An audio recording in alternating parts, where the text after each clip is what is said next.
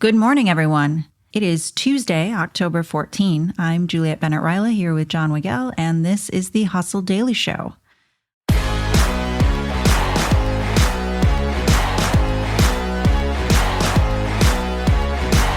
So Rite Aid filed for bankruptcy just 7 months after exiting Chapter 11, proving that even having the world's most perfect ice cream, that would be Thrifty, cannot save you from opioid settlements and corporate chaos. Now, Monster Energy's owners have bought the beloved ice cream brand for $19.2 million because apparently the people who brought you caffeinated chaos want to conquer frozen desserts too. We'll get to that and the biggest business and tech news right after this.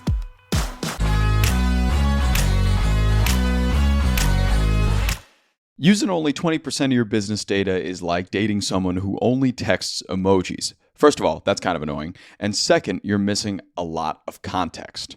But that's how most businesses operate today, using only 20% of their data, unless you have Hubspot, where all the emails, call logs, and chat messages turn into insights to grow your business, because all that data makes all the difference. Learn more at HubSpot.com.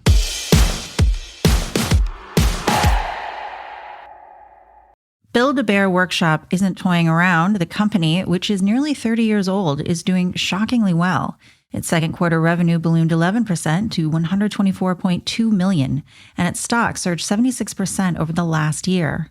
Over the last 5 years, the company's share price has exploded nearly 2,000%. That dwarfs even giants like Palantir or NVIDIA. So who the heck is building all these bears? In a large part, adults. Grown-ups and teens now account for 40% of Build-A-Bear's business. If you think your boss is a micromanager, be happy they're not scanning your retinas. JP Morgan Chase is requiring most staff to share biometric data in order to access its New York City headquarters. In place of IDs, employees will need to scan their fingerprints or eyeballs to enter the $3 billion building. Turns out people aren't tired of AI after all. Well, at least some people. Sora, OpenAI's short-form video app, reached 1 million downloads less than 5 days after its launch. That's even faster than ChatGPT. The invite-only iOS app took the #1 spot in Apple's App Store and the #1 spot on Hollywood's hit list for alleged copyright infringement. A royal rebuke from Prince Harry and Meghan, the Duke and Duchess of Sussex. They spoke against social media and its impact on children at the Project Healthy Minds Gala last week, during which they were honored for creating the Parents Network, an organization that supports families harmed by social media.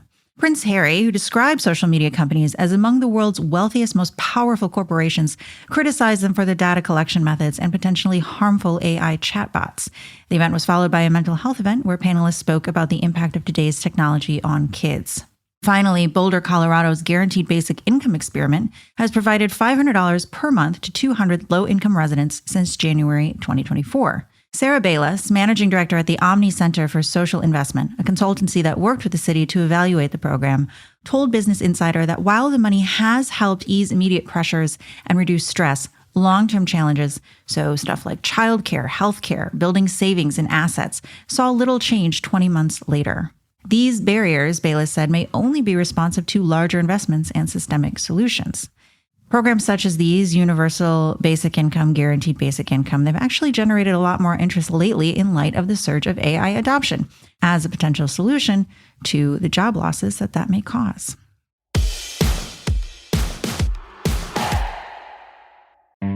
Hey, it's Anna Sale, host of Death, Sex, and Money, the show from Slate about the things we think about a lot and need to talk about more. Many of us have something going on behind closed doors, like a listener we called Elizabeth, who told us she's a hoarder. I see mess beyond probably what most people think of when they think of mess. We'll work through it all together on Death, Sex, and Money. Listen wherever you get podcasts.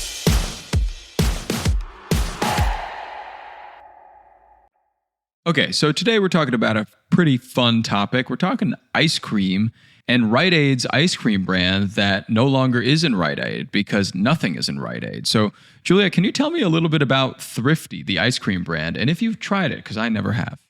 You know, I've been trying to think about if I've tried Thrifty, and I'm sure that I did as a child. But since I've been an adult, I don't think so. And now that I'm thinking about it, maybe I never did because I didn't grow up on the West Coast. So maybe my Rite Aids didn't have Thrifty. Oh, maybe. But Thrifty is pretty ubiquitous on the West Coast. I've seen it a million times. The Rite Aid I used to go to had even an ice cream counter where they'd scoop it for you, not just the ice cream in the shelves. Wow, they had like a Baskin-Robbins setup in there. That's pretty impressive. Yeah, I just can't eat a lot of sugar, unfortunately. So I have not had much experience with ice cream in general in the last decade. I've never tried Thrifty before, never seen it. I've had a Rite Aid in my town since I grew up. Never even saw it there. So this is a completely new concept to me, but I'm happy people like this ice cream so much and it's sticking around, it looks like. Yeah, people talk about it to me. Oh. Like when I'm at Rite Aid, people are always like, oh yeah, Thrifty ice cream. And they always tell me what their favorite flavor is. So I think it is, if you grew up on the West Coast and if your family was a Rite Aid family, I think it was something that people really looked forward to. Mm-hmm. And that was kind of the genesis of the brand. It began its life in a pharmacy.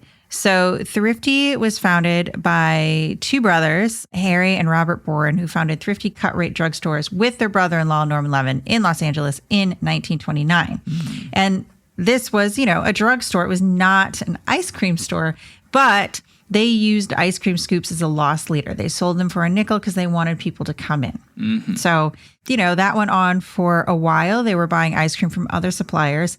Demand led them to buy an existing ice cream factory in 1940. And then in the 1970s, they actually relocated to a larger factory in El Monte, California. And that is where I guess they still make ice cream there today. Wow. Where Rite Aid comes in is it's kind of what's happening to Rite Aid now.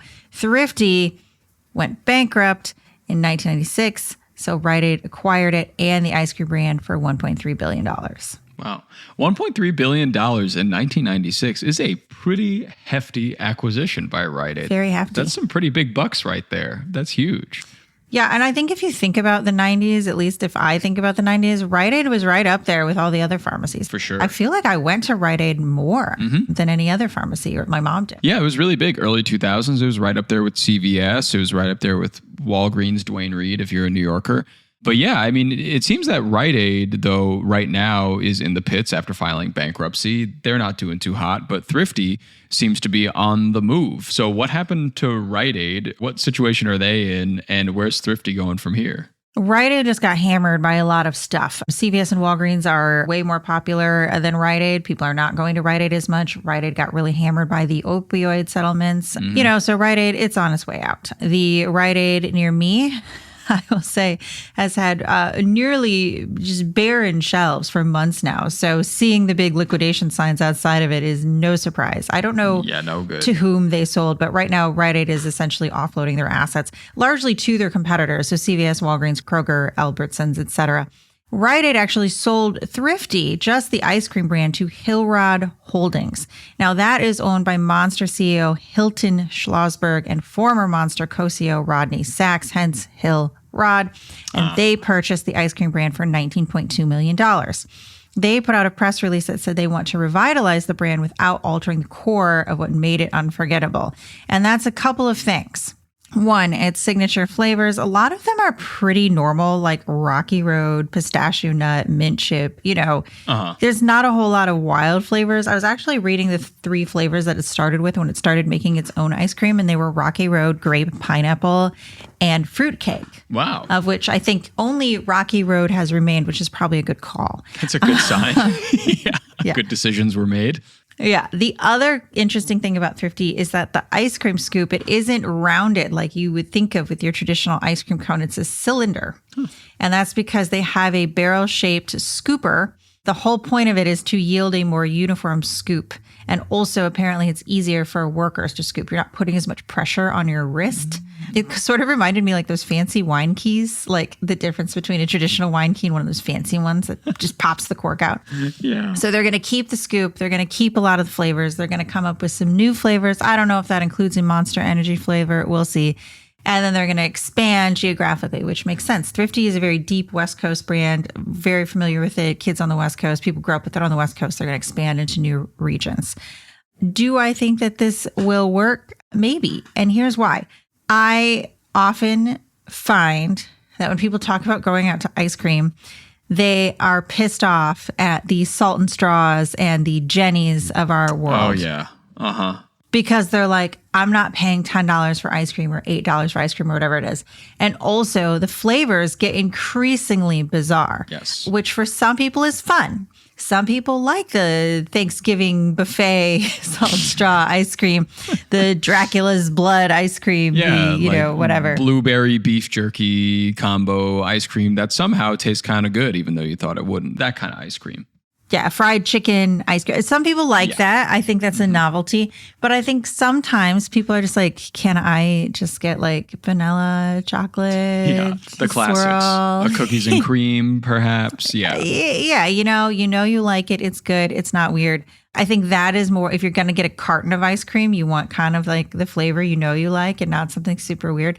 And also Thrifty is very affordable. If it stays that way, I think at a time when consumers are pulling back on spending, but they still like having a sweet treat, they might be like, yeah, I want some mint chip ice cream for, an affordable price and not this $10 miso caramel chicken bouillon, whatever.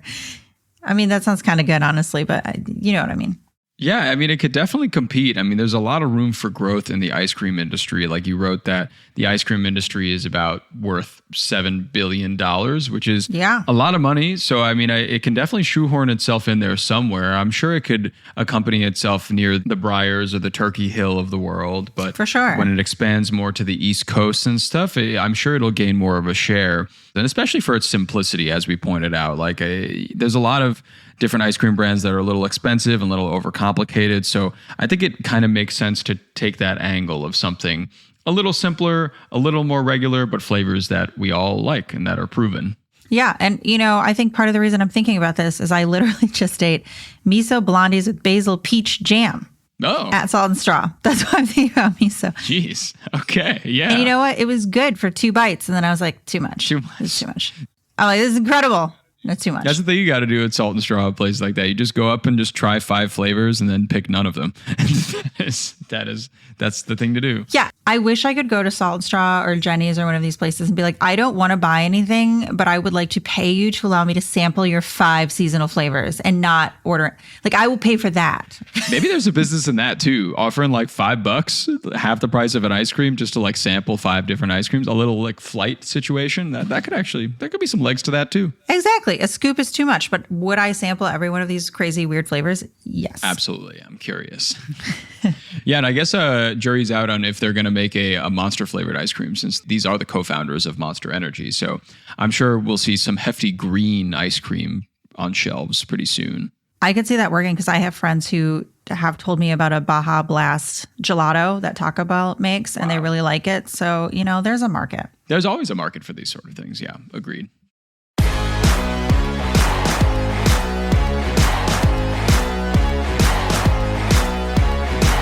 All right, that's going to do it for us today. Thank you for tuning into the Hustle Daily Show. We're a proud part of the Hubspot Podcast Network. Our editor today is Robert Hartwig, and our executive producer is Darren Clarke. We've got a lot more tech and business coverage in our newsletter, so if you're not subscribed, go get yourself signed up at thehustle.co/email.